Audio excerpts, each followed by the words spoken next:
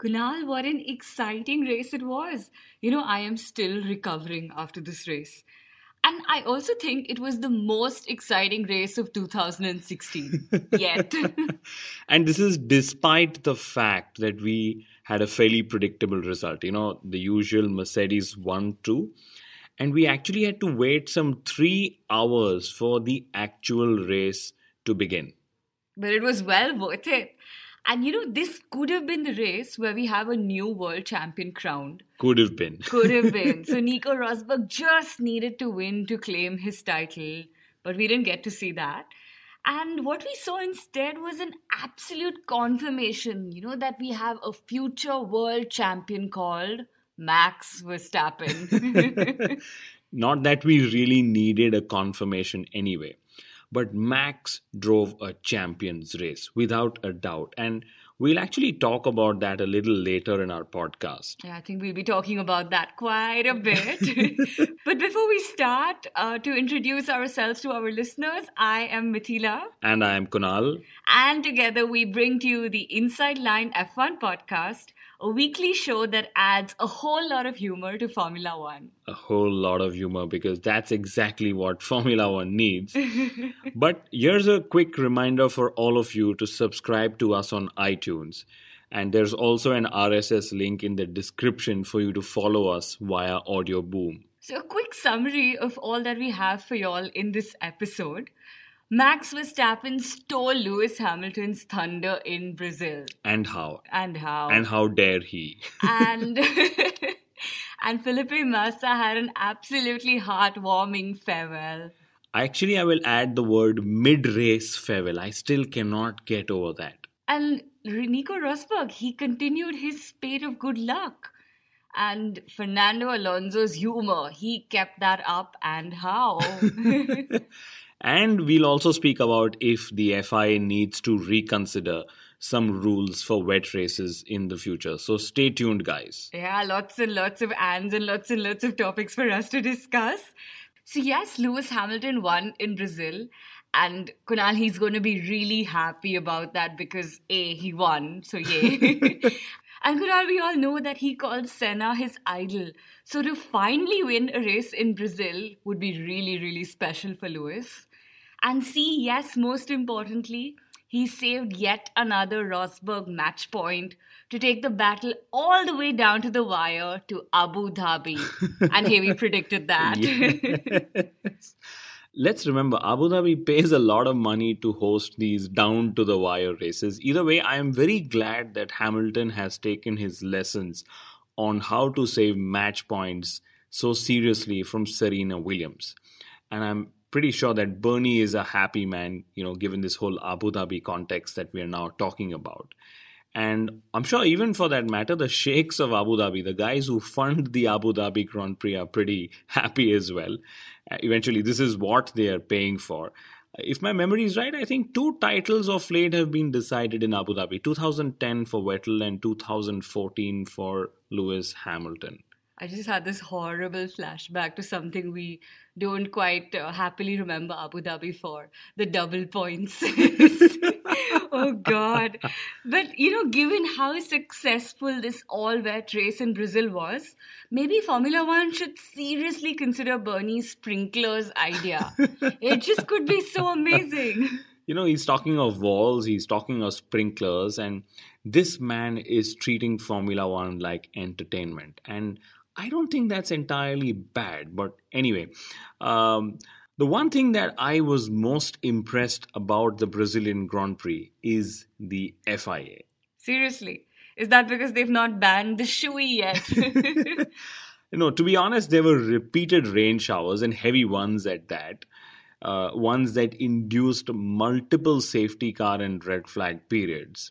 However, on almost every instance, the FIA reacted well to ensure that the race was contested in a safe manner and that we got the entire race distance. And, like our listener Hiten Patel put it, possibly the best wet weather race since Canada 2011.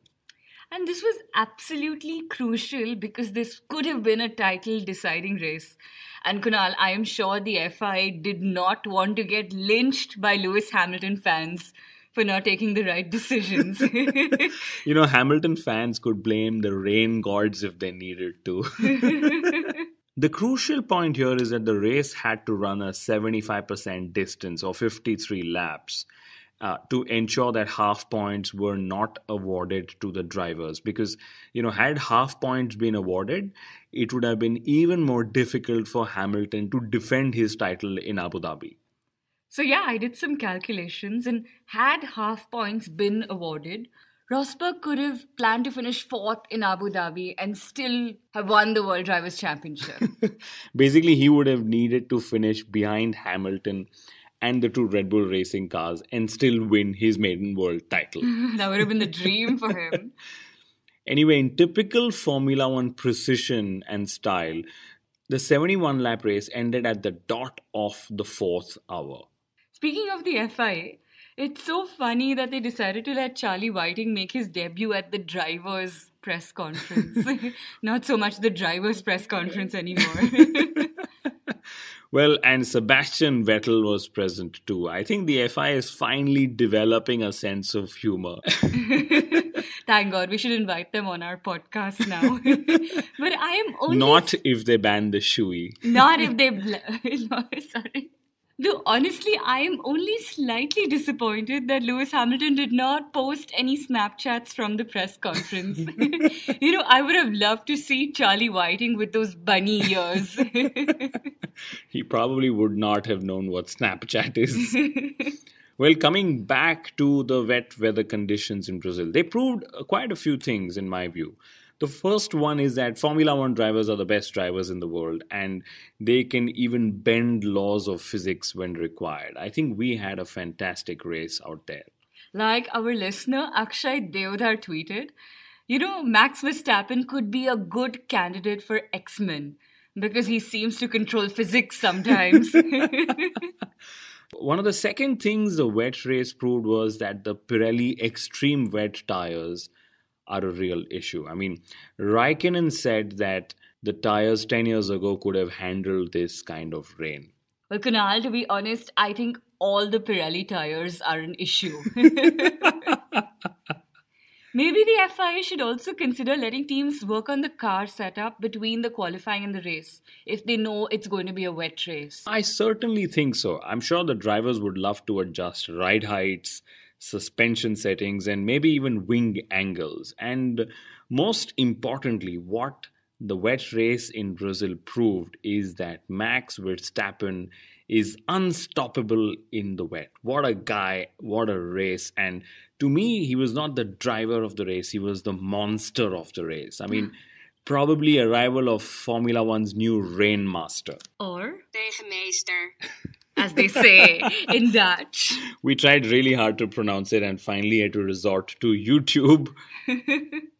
So Max Verstappen took an absolutely different racing line at the exit of the iconic Senna S, and he managed to pull off some really stunning moves. Strangely enough, none of the other drivers thought of taking this line. Typical Max Verstappen. So yes, the Verstappen is now a racing line since the overtaking move has been banned. Such intense presence of mind, I tell you. He knew where the grip was and he knew actually even where to find the grip. And he was driving on areas of the track most of the other drivers actually did not. And experience tells you that in the wet, even the dirty side of the track usually does offer some grip. Well, eventually and unfortunately, a bad pit stop for Max was what was good for Formula One. And thank you to Jos Verstappen for this reference. Well, full marks to Red Bull Racing for trying something different to try and win. They were already second when they pitted Max, and the only way they could have gone for the victory was by gambling their tyre strategy. Oh, yes, absolutely. And sometimes these gambles work, sometimes they don't. This time it did not. But I'm so glad that it did not. It actually gave us an opportunity to witness Max's class in the wet too. Can you imagine missing out on that because they got their tire strategy right? What a loss. I think the best compliment for Max that I read online was that I think Max switched the damage mode off on his Red Bull Racing console today. Such a revelation. I mean, I almost don't want to talk about anyone else today. Clearly, Kunal. But I think Lewis Hamilton is going to be very, very annoyed with us. And with Max Verstappen. Because just when he finally wins in Senna land, Max Verstappen just comes in and steals all his thunder. Not fair. This is when Red Bull Racing and Max Verstappen should have actually helped Hamilton steal points from Rosberg. I mean, that could have so happened given that Verstappen was between the two Mercedes drivers. And since it matters, Verstappen won the driver of the day. Kunal, again. I'm telling you, he was the monster of the day for me. He absolutely deserved it. I can't even think of anyone close to being as deserving as him. But guess what? Verstappen has won driver of the day 6 times more than anyone else on the grid. But I ain't signing off on this Verstappen topic yet, let me tell you. So the talent of the century also had the save of the season before he delivered the drive of the year. Such stunning superlatives being used everywhere and by every single Formula One fan. I think you forgot to say driver of the year too. Though it's funny, but Jos Verstappen said that he was also surprised by Max's performance. That's how high he's lifted the bar.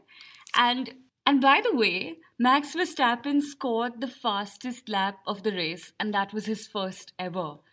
So basically, he now holds the record for being the youngest ever person to hold the fastest lap of a race record.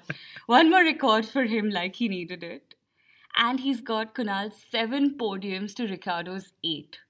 Of course, he started his Red Bull career some 4 races into the season, so it isn't a like-to-like comparison, but it's pretty damn good. It's pretty damn good. Either way, I know I faced a bit of a debate on this, but I will stick my neck out to say that Max Verstappen could have actually won the Brazilian Grand Prix had Red Bull Racing chosen the correct tire strategy. I think a lot of people will agree with you on that. Yes. I certainly do. Thank you. But the funniest thing around Max Verstappen is that Marco had actually called Lauda to complain about Wolf calling Verstappen Sr., asking him to tell his son, please do not interfere in the World Drivers' Championship.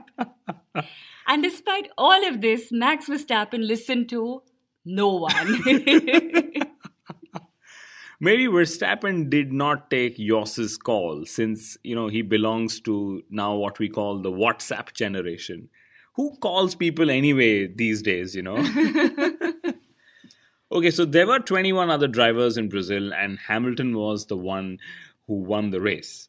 And he said that he won comfortably and this was one of the easiest wins of his career. This is when almost everyone else in the field had their so-called moments on track. I'd believe that Hamilton is just playing mind games with Nico Rosberg. And I won't be surprised if he is. I mean, come on. And honestly, with the start behind the safety car in Brazil, Lewis Hamilton had one less start to worry about. Crucial. Yes, so Lewis Hamilton now has 9 wins like Nico Rosberg. He has a 12-point deficit and he won the 44th Brazilian Grand Prix in car number 44. So much for numerology. Also, Lewis Hamilton has now won races on 24 different circuits. Wow. Yes, and this is a statistic he beat Michael Schumacher for. So yes, congratulations. Applaud. Woo! Nico Rosberg, he finished 2nd, mission accomplished. I don't know, but I don't think so. And Hamilton is, of course, eating into his lead slowly, race by race. And anyways, Rosberg focuses race by race, as we know. But the truth is, Nico Rosberg still leads. And I think that the Rosberg that turned up in Singapore needs to now turn up in Abu Dhabi if he is to clinch his title. And more importantly, control the fate of his title, I know he can finish 3rd and still, get away with it. But this business now seems a little too risky and scarier than winning. And amid all of this, Mercedes actually believes that reliability could still decide the title. That's just scary to hear, and I really hope that doesn't happen. And strangely enough, when Lewis Hamilton was questioned on Rosberg's luck, he said, it's unbelievable. When will it end? And he also went on to say that I am happy with the same car and I beat Nico. And Nico is driving at his best right now, and he had nothing on me in Brazil. So mind games at their very best in the Mercedes garage. So cocky. But, with all of this in place, kudos to Nico Rosberg for holding things together. And we've always wondered about him doing that in the past. Yes. And this is especially in such tricky conditions. And we saw that he had a moment going up the hill. But luckily, he kept it all together. Yes, and I'm sure Rosberg would also agree with us that he was lucky enough to not finish the Brazilian Grand Prix in third place. Honestly, there's a good chance that even if Rosberg wins this year, 2016 will be remembered more for Max Verstappen than any other driver on the grid. Good point. And given how important Abu Dhabi will be, Nico Rosberg is still saying that he's focusing on winning the race. So he's still taking it race by the race. In fact, even in Brazil, he looked very relaxed despite finishing second. Rosberg's competition for the most relaxed driver on the grid would be Fernando Alonso. And, the Brazilian Grand Prix has had this knack of being the most productive race in terms of delivering memes for Alonso. He's become like the superstar on social media. So I loved his free practice moment, where he turned cameraman again. And he admitted that he needed some practice since the sensitivity of the joystick was way too much for him. I think Max Verstappen can teach him how to use that joystick a little better. But Alonso said something really awesome. He said that Formula One needs to pay fans to watch the sport. And I wish they did, yeah. We'd be millionaires, Kunal. Unfortunately, he said it at a race which we actually rated as the most exciting race of 2016. From last year's race, if you remember, his famous deck chair moment, I think that made him Formula One's highest paid viewer. But hats off to Alonso's performance. He had a fantastic qualifying. He qualified ahead of the Force India's Williams and the Haas. And the Haas of Romain Grosjean in this case. And then he clinched a point in the race after a late spin under the safety car period. Net, I think he had a fantastic Brazilian Grand Prix. And all of this when Jenson Button, who's believed to be the sport's best wet racer, he seems to have switched off. He finished 16th and last, which is quite embarrassing. But I wonder how is it that Massa is getting a guard of honor and a farewell, but Jenson Button isn't. I mean, I know he's taking a sabbatical, but still. I guess, Kunal, this is the price you pay for not making up your mind, Should I exit? Should I remain? It seems a bit like the Brexit vote. But actually, I would like to thank Formula One for such a fantastic farewell for Felipe Massa. I still can't believe that both Mercedes and Ferrari, they had their pit crew drop their tools mid-race. I repeat, mid-race, and come out to honor Felipe Massa. It was so touching. Obrigado, Felipe. And we're really going to miss you. Yes, and we're going to try our best to have Felipe on the Inside Line Formula One podcast really soon. Which reminds me, Nico Rosberg was actually the first ever F1 driver to be on our podcast. And this was way back in 2013. Kunal, we should put up a link for our listeners to hear to that episode. Oh, yes. And by the way, Max Verstappen's brilliance cost Force India and Sergio Perez a podium. And mind you, that would have been a brilliant podium too. The team has scored 163 points, their highest ever. And I think they've pretty much cemented fourth place in the Constructors' Championship. Applaud. I think we should applaud. Absolutely. Look, Kunal, I am surprised that you still not mentioned Carlos Sainz and his 6th place finish. He was really happy with his result and he tweeted saying that he was battling with cars that were 2 seconds quicker in qualifying. I'm very curious to know how his career is going to pan out. And much like I'm curious to know which all drivers used the water closet, or well, the toilet in the Haas garages. Actually, the team proudly tweeted Lewis Hamilton's picture. Wow. Outside of their toilet, of course. I think he may have also taken a closer look at their logo, which is actually a capital H. We seldom talk about Ferrari, of course, but they had one driver crashing, and unfortunately it was Raikkonen, and the other driver calling in for red flags. I think Vettel has some fetish for flags. First it used to be the blue flags, and now in Brazil he kept calling for the red flags. Oh, and Sergio Perez, well, he saw red over his newly appointed sponsors' tweets on Mexico. And Kunal, he did something really shocking. He decided to dump them on Twitter. Wow. So basically, Sergio Perez dumped a sponsor for mocking Mexico over Trump. There is some guts and there is some rhyming as well. And Ron Dennis's future isn't known, but it is now confirmed that there are power struggles in McLaren, on track and in the boardroom. Well, Kimi Raikkonen's wife is pregnant yet again, or so say the rumors. And congratulations to the Raikkonens. Talking of pregnancy, Lewis Hamilton has decided to freeze Roscoe's sperm. For our listeners who don't know, Roscoe is his dog.